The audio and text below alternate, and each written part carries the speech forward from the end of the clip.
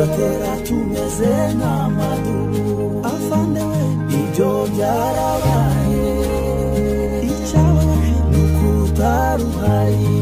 Amakuru yacu yo muri iri joro ku itariki 13 z'ukwezi kwa gatatu umwaka w'ibihumbi 2026 turaza kwibanda mu busesenguzi bw'ibibazo bikomeje kugenda bibera mu burasirazuba bwa Repubulika Iharanira Demokarasi ya Kongo, turebera hamwe ku bibazo by'umutekano bikomeje kugenda bizamba muri aka karere, cyane cyane twibanda ku byerekeye n'amahanga, ibivugwa n'amahanga nyuma y'uko igihugu cya Kongo gikomeje kugenda kigaragaramo umutekano mukeya. Rero ibyo ngibyo nibyo nifuje yuko twasesengura hamwe n'ibintu bikeya, namwe muraza kwandika muri commentaire muvuge uko mubyumva, kuko ibitekerezo byanyu ni ingenzi cyane kuri twebwe. Iyo mubiduhaye tukabishingiraho bidufasha gutera imbere ndetse no gukora akazi kinyamwuga. Rero cyo nifuza ko twasesengura hamwe n'iki ngiki. Ishami rishinzwe ibikorwa by'iterabwoba mu bucamanza ry'Ubufaransa ryatangaje yuko ryatangije gukora iperereza ku byaha by'intambara byakorewe mu burasirazuba bwa Repubulika ya Demokarasi ya Kongo mu mujyi wa Goma, ubwo haje kugwa umudamukazi w'umufaransa yishwe n'ubundi n'igitero ca drone. Karine Buisse yakorera ishami ry'umuryango w'abibumbye ryita ku bana rya UNICEF mu mujyi wa Goma, ubwo yaje kuhasiga ubuzima ariko yari mu bikorwa bijanye n'ubutabazi bwo kurengera abana bagiye bakorerwa ihohoterwa bakiri batoya. Gusa ku ruhande rw'ihuriro AFC/M23 rirwanya ubutegetsi bwa leta ya Kinshasa bagaragaza yuko leta ya RDC ariyo yagabye igitero ikurikiye abayobozi kugira ngo iki gitero kibe cafata abayobozi ba AFC/M23 mu rwego rwo kugira ngo bace iri huriro imbaraga. Bagaragaza yuko leta ya Kinshasa 100% aribo bagabye kino gitero, kiza gufata inzu yakoreragamo uriya muryango wa UNICEF. Umwe mu bayobozi b'uyu muryango wa UNICEF witaga ku bana b'imbabare bakorewe ihohoterwa yababajwe yuko harimo abaturage baje kwicwa n'iki gitero cagabwe mu mujyi wa Goma ca drone, cyane cyane ko yababajwe n'uyu mudamukazi w'umufaransa waje kugwa muri kiriya gitero cagabwe n'ihuriro rya leta ya Kinshasa, nk'uko vyemezwa n'ihuriro AFC/M23 rirwanya buno butegetsi bwa leta ya Kinshasa. Ku ruhande rwa leta ya Kinshasa basohoye communique bagaragaza yuko uriya mudamu yapfuye, ariko ntibemeze yuko aribo bamwishe kandi ntibabihakana.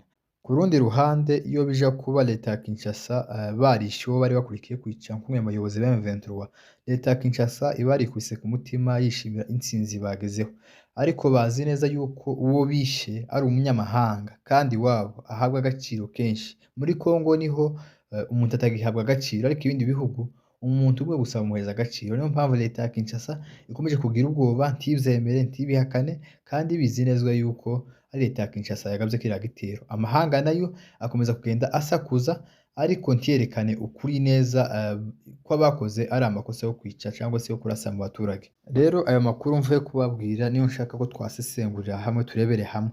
Mbere ni amakuru namaje kubagazaho amakuru mbabwira ico dushaka gusesenguraho kugira ngo tubone kwinjira mu busesenguzi. Uko vyifashe nuko mwavyumvise. Ubufaransa bwatangaje yuko ubucamanza bwabo buri mu iperereza ryo kugira ngo bamenye uwishe uriya mudamukazi waguye mu mujyi wa Goma, wari mu bikorwa by'ubutabazi byo gutabara abaturage bagiye bagirwaho ingaruka zo gutabara abana bagiye bakorerwa ihohoterwa. Rero uwo mudamu akaba yaraje kugwa mu mujyi wa Goma. Ubufaransa bwo buvuga ko ku ruhande rwabo iperereza rigikomeje, bakiya bakurikirana abakoze kiriya caha co kwica uriya mudamukazi wo mu Bufaransa. Uyu mudamu w'umufaransa wari mu bikorwa by'ubutabazi akimara gupfa, amahanga menshi yaricaye hasi araterana bavuga ku rupfu rwiwe, cyane cyane ibihugu byo mu Burayi, imiryango mpuzamahanga, imiryango y'abibumbye barasakuza cyane ku rupfu rw'uyu mudamu, ariko ntibashakishe kwinjira mu kibazo imuzi ngo bamenye ntese iki gitero cavuye he, cagabwe n'abandi, bakabica hejuru abo bagashakisha kubyegeka ku mpande zombi zihanganye ko arizo zamwishe, usibye kugoreka amakuru y'ukuri.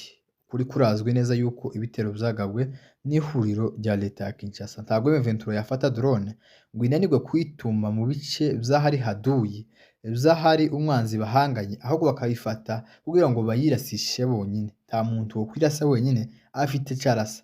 Ntabwo M23 ari buza yatuma drone ngo ije kurasa kugira ngo ifate drone iyirasishe. Nta muntu wakwirasa afite umwanzi bahanganye wawumurasa. Leta ya Kinshasa iri kurasa ibisasu biremereye mu Minembwe, iri kugenda iterayo amakompara aremereye.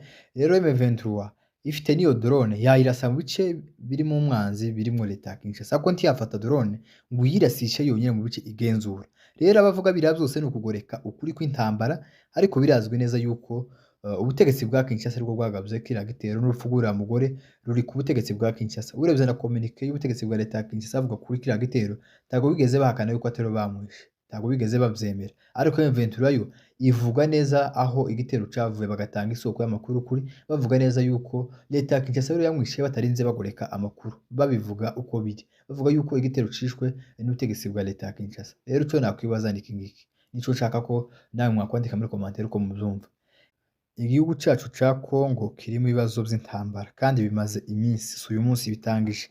Abaturage barapfa umunsi ku wundi, abaturage baricwa kandi bakomeje kugenda bicwa n'abita yuko ari leta bakarengeye abaturage. Nta mbabazi bafitiye abaturage gisegeti, ahubwo umunsi hapfuye abaturage benshi, nivyo vyishimo vyiwe, nivyo vyirato vyiwe. Yishimira ko abakongomani bapfuye, yishimira yuko abaturage bapfuye bo mu bice bigenzurwa na M23 kandi nabo ari abakongomani kimwe n'abandi bose. Ese kubera iki amahanga agenda abona abaturage bicwa kuriya? Za Masisi mwabonye bafata imirambo irenga 60 barayihamba Goma. Minembwe abaturage ko baricwa umunsi kundi, drone iragenda igatera amakompara 100, igatera amakompara 80, igatera amakompara 50 mu muhana umwe, ariko bikomeza kugenda bigira ingaruka ku baturage, vyica n'abaturage. Ariko ibo umwe muri bo arapfuye, atakaje ubuzima kimwe n'abandi baturage bose babicwa muri Congo. Ariko ku mpamvu yuko ari umuntu ufite icubahiro iwabo mu gihugu cabo akomoka aturukamo, umuturage bamuheza agaciro, umuntu umwe agapfa bakabitangaza ku maradiyo no ku maradiyo, babiha agaciro ko barabikurikirana kandi Ubufaransa nibushiramwo imbaraga buzamenya neza yuko leta ya Kinshasa ariyo yamwishe badaciye ku ruhande, nimba nta zindi nyungu bafite muri gisegeti. Bazagaragaza ukuri iri perereza ryabo baba bakora, bazamenya neza yuko ari ubutegetsi bwa Kinshasa bwagavye kiriya gitero. Ariko urumva ni ibintu vyaremereye cane, amahanga yose yahagurutse, ibihugu vyose vyahagurutse vy'amahanga bigaragaza neza yuko uriya muntu yishwe azira akarengane. Ese muri Congo hapfa abantu bangana gute bicwa n'ibisasu vya drone bikozwe na leta ya Kinshasa? Nibigaragaza yuko amahanga iyo areba canira mu buyobozi bwa Kinshasa ivyo bababwira. Ntabwo abanyamahanga bitaye ku bibazo vya Afurika, ntabwo abanyamahanga bitaye ku bibazo vya Congo, usibye yuko gusa bo bashaka inyungu muri Congo. Umuturage wabo umwe arapfuye, yiri iwabo bamuheza agaciro. Muri Congo niho umuntu atakigira agaciro, usanga hapfuye abantu barenga 100 bishwe n'ikintu kimwe kandi cafatirwa umuti kikarangira. Ariko amahanga akabica hejuru, akavyororosa ntibabikurikirane ngo babe bareba aho ikibazo cavuye kugira ngo abantu bapfe. Ariko iba umuntu umwe agapfa, ugasanga bahagurutse isi yashize, bakora iperereza, ubucamanza, ibiki, ibihugu vyose vy'amahanga yose bikavuga. Ariko abanyekongo ko barapfa umunsi ku wundi kandi bicwa n'ubutegetsi, kandi ubwo butegetsi aribwo bukomeje kugenda bukorana n'aya mahanga. Mu bigaragara nuko abaturage b'abanyekongo bopfa bagashira, abakongomani bopfa bagashira, icitwa yuko ari amahanga cakarengeye abaturage, muzi ukuri ntikibiha agaciro kuko bikwiriye. Umwe muri bo arapfa bakavuga ngo bagiye mu iperereza, ariko abakongomani 100 bagapfa, abakongomani 50 bagapfa, amabomba agaterwa mu baturage mu mihana, ariko amahanga ntagire ico abikoraho. Goma amakompara 3 araterwa, isi yose ikavuga kubera yuko afite ico yahungabanyije yishe umwe mu banyamahanga. Ariko Minembwe abantu barapfa umunsi ku wundi, amahanga ntagire ico abivugaho, ntabisakuze. Nibigaragaza yuko muzi ukuri nta mahoro dutegeye mu mahanga, nta mahoro dutegeye mu butegetsi bwa Kinshasa. Gusa ico M23 yakora nuko yakwigwanaho igashakira abanyekongo umutekano, ikabashakira amahoro. Naho nibatita kuri ivyo ngivyo, abaturage b'abanyekongo bazapfa bashire, ubutegetsi bwa Kinshasa buzabamara bukoresheje za drone, kandi amahanga ntaco azabivugaho. Gusa amahanga azoza bivugaho mu gihe hari umwe mu baturage cyangwa se hari umwe mu banyamahanga bapfuye. Naho hakiye hapfa abanyafrika, hakiye hapfa abanyekongo, amahanga ntazabivugaho. Ariko umunsi hazoza hapfa umunyamahanga, iwabo baheza agaciro, bazoza bashakisha kumenya icyamwishe. Ariko hakiye hapfa abanyekongo, abanyamahanga muzi ukuri ntaco bibabwiye. Nibigaragara yuko gusa ikizadukiza nuko abantu bazigwana M23 ikagwana itareba inyuma, nkuko amahanga ntakeneye amahoro, ntifuza amahoro, ntifuza yuko abanyekongo bagira amahoro. Nibwo busesenguzi nshatse kubabwira. Umwe muri barapfa bakabitangaza ku maradiyo yose abo ku mateleviziyo y'igihugu, bavuga yuko umuntu yishwe n'igitero ca drone, ariko abanyekongo 100 ko barapfa, 200 ko barapfa. None se amahanga atita ku baturage barenga 200 bishwe na drone, atita ku baturage bagenda barengana muri Congo bicwa n'ibitero vyakoresheje leta ya Kinshasa, murumva yuko bashakira abanyekongo amahoro?